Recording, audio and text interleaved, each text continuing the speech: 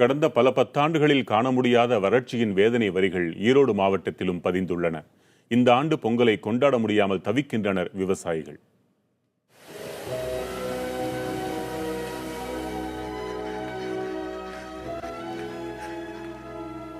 துள்ளிப்பாயும் ஓடைகளும் பசுமை போர்த்திய வயல்களுமாக இருந்த கோபிச்செட்டிப்பாளையம் இந்த அழகிய கிராமத்து பின்னணிக்காகவே திரைப்பட குழுவினரால் அதிகம் படம் பிடிக்கப்பட்ட இடமாக இருந்தது.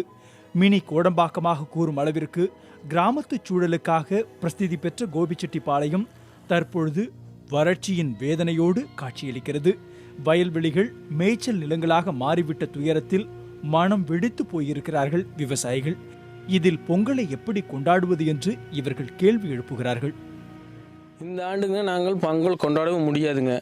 ஏன் அப்படின்னு கேட்டிங்கன்னா, இந்த மறு வருஷம் தை மாதம் எங்களுக்கெல்லாம் அறுவடை வந்துருங்க. நெல்லெல்லாம் அறுத்து அதே நெல்லில் தான் புது நெல் அரிசி வச்சு தான் பொங்கல் வச்சு படைப்பு போட்டு மறுபடியும் கரும்பு மஞ்சள் முன்னால் வச்சு மாடு இது பொங்கல் நல்லா சிறப்பாக கொண்டாடுவோங்க தை பொங்கல். ஆனால் இந்த வருஷம் அது பண்ணவே முடியாது. மாடுகனுக்கு ஒன்றும் பண்ண முடியாது. நாங்கள் எங்கே பொங்கல் கொண்டாடுற மாதிரி சிறப்பாகவே இல்லை எங்களுக்குமே.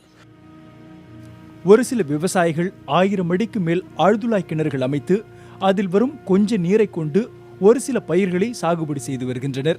ஆழ்துளாய் கிணறுகளும் தற்பொழுது வற்றிப்போகும் நிலை ஏற்பட்டுள்ளது. கால்நடைகளுக்கு தீவனமின்றி கால்நடைகளை விற்பனை செய்து வறுமையை போக்கியும் வருகின்றனர். நாங்கள் கூட இந்த கவர்மெண்ட் கொடுக்குற சேலை வேட்டி வாங்கி கட்டிக்கலாங்க. எங்கள் குழந்தைகளுக்கு ஒரு நல்ல துணிமணி கேட்டால் கூட நாங்கள் வாங்கி கொடுக்க முடியாதுங்க. அந்த நிலைமையில் இருக்கிறோமுங்க. சாகுபடிக்கு வாங்கின கடனை கூட கட்ட முடியலைங்க. இப்போது ரொம்ப பெரிய நாங்கள் துயரத்தில் இருக்கிறோமுங்க. நாங்கள் இப்போ காலனி கூட வாங்க முடியாத நிலைமையில் இருக்கிறோமுங்க. அத்தனை கடும் வறட்சிங்க. எங்கள் தாத்தா பாட்டன் சொல்லிக்கிறாங்க, 100 வருஷத்துக்கு முன்னே கத்தாழை சாப்பிட்டோம் அப்படின்னு சொல்லிக்கிறாங்க. நீ அந்த மாதிரி நிலைமை எங்களுக்கு வந்துருமாட்டிருக்குதுங்க. இனி வரும் காலங்களில் மழை பொழிந்து சாகுபடி செய்து அறுவடை செய்யும் வரை உழவனுக்கு உறக்கமில்லை என்றும் அதுவரை விவசாயிகளை காப்பது மத்திய மாநில அரசுகளின் கடமை என்றும் கோரிக்கை வைத்தனர். புதிய தலைமுறைக்காக கோபிச்செட்டிப்பாளையத்திலிருந்து செய்தியாளர் சந்திரசேகரன்.